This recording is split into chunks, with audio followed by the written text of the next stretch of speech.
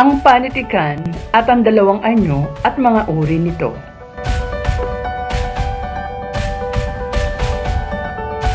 Bago tayo magsimula ng ating pag-aaral, tingnan muna natin ang mga larawan na nasa inyong harapan.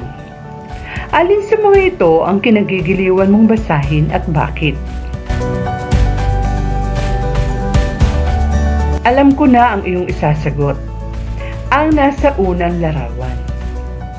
Yan ay ang kinagigiliwan ng mga kabataan ngayon, ang Wattpad. Bakit? Sapagkat ang mga kwento rito ay nauugnay o naiuugnay nila ang kanilang mga sarili, nakikita nila ang kanilang mga buhay sa pamamagitan ng mga istorya na nakapaloob sa kwento. Ang pangalawang larawan naman ay ang kayumanggi na ginagamit nating sanggunian, lalo na nung panahong tayo ay nagkikita-kita pa sa silid-aralan. At ang pangatlo ay ang libro na Ibong Adarna, kung saan ito ay pinag-aralan ninyo nung kayo ay nasa ikapitong baitang.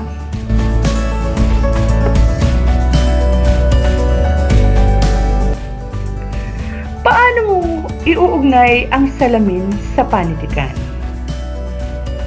Oo, pag humarap ka sa salamin, ang makikita mo ay ang iyong sarili. Tulad din na kapag ikaw ay nagbasa ng mga akda sa panitikan, makikita mo rin ang iyong sarili.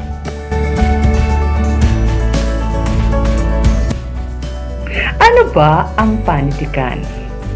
Ito'y pagpapahayag ng damdamin, panaginip at karanasan ng sangkatauhang nasusulat sa maganda, makahulugan at masining na pahayag.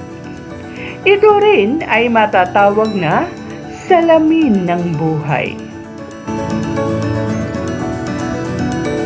Mayroon dalawang anyo ng panitikan. Ang una ay ang tinatawag natin tuluyan o prosa, o tinatawag din sa Ingles na prose. Tumutukoy ito sa maluwang na pagsasama-sama ng mga salita sa loob ng pangungusap. Nasusulat ito sa karaniwang takbo ng pangungusap o pagpapahayag. Yan tinatawag natin tula o panulaan, o tinatawag natin sa English na poetry. Ito ay ang pagbubuo-buo ng pangungusap o parirala sa pamamagitan ng salitang binibilang na pantig sa taludtod na pinagtutugma-tugma. Ano-ano ba ang mga halimbawa ng mga akdang tuluyan? Ang una ay ang alamat.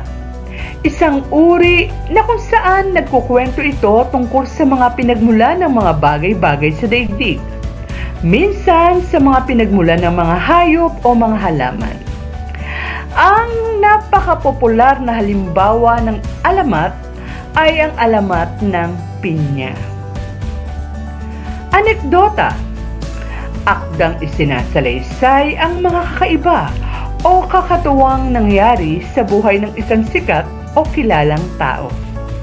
Isa sa pinakapopular na anekdota ay ang anekdota ni Dr. Jose Rizal na may pamagat na Ang Tsinelas ni Pepe.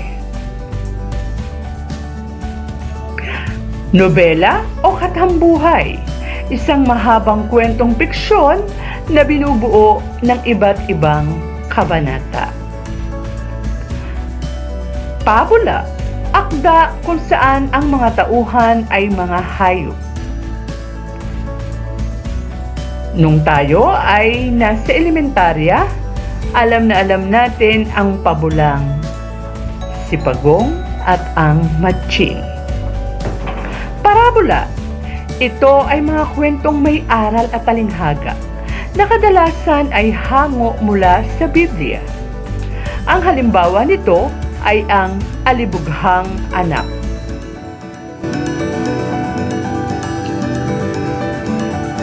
Ang pinakapopular na akdang tuluyan ay ang maikling kwento tungkol sa mahahalagang pangyayaring kinasasangkutan ng isa o ilang tauhan, nag-iiwan ng iisang kakintalan sa isip ng mga mambabasa. Dula, hinahati sa pamamagitan ng yugto at itinatanghal sa teatro. Sanaysay, naglalaman ng kuro-kuro ng may akda batay sa isang paksa, lalo na kung ang mga ito ay napapanahon. Ang talambuhay, ito'y kasaysayan ng isang buhay ng tao batay sa mga tunay na impormasyon. Talumpati, pangunahing layunin nito ang humikayat sa mga manunood o tagapakinig, layuning magbigay ng kaalaman o impormasyon. Balita, ito'y tungkol sa mga kasalukuyang kaganapan sa labas at loob ng isang bansa. Kwentong bayan, sumasalaysay ng mga likhang isip ng mga tauhan na kumakatawan sa mga uri ng mamamayan. Ang pinakapopular na halimbawa nito ay si Juan Tamad. Dumako naman tayo sa maakdang patula. Ang una ay ang tulang pasalaysay. Tumutukoy sa mga pinapaksang mahahalagang tagpo o pangyayari sa buhay, kagitingan at kabayanihan ng mga tauhan. Ang halimbawa nito ay ang awit at kurido. Alam na alam natin, ang halimbawa ng awit ay ang Florante at Laura at ang kurido naman ay ang Ibong Adarna. Sa epiko naman, sa iba't ibang lugar sa ating bansa ay may iba't ibang halimbawa ng epiko. Tulad na lamang sa Ilocos, ang Biyag ni Lamang. Tulang liriko, ito ay tinaguriang tula ng damdamin. May mga uri ang tulang liriko. Una na rito ay ang soneto, tulang tungkol sa damdamin at kaisipan, binubuo ng 14 na taludtod. Elehiya, tula ito tungkol sa kamatayan o pagdadalamhati. Dalit, awit ng pagpupuri sa Diyos o sa Birheng Maria. Pastoral, tula tungkol sa bukid o sa paggawa. Oda, tulang papuri batay sa ginawang kahanga-hanga ng isang tao o samahan. Naririto ang mga gawaing inihanda ko para sa inyo, mga mag-aaral. Magbigay kayo ng 5 akda na tinalakay nung kayo ay nasa baitang 7 o 8 at sabihin kung anong anyo ito ng panitikan. Kung ito ba'y patula o tuluyan. At uriin kung ito ay isang alamat, kwento, nobela, at iba pang uri ng anyong tuluyan. Ganon din naman kung ito ay patula, sabihin ninyo kung anong uri ito ng patula. Gawing gabay ang chart na nasa ibaba. Sa nabanggit na akda, alin sa mga ito ang iyong naibigan? Ipaliwanag mo ang iyong sagot, ha?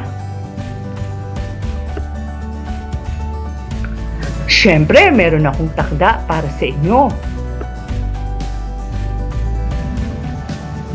Ano-ano ba yung tinatawag nating bisang pampanitikan? Ipaliwanag ang bawat isa. Maraming salamat. Ako ang inyong guro sa Filipino 9, Ginang Flerida de la Cruz.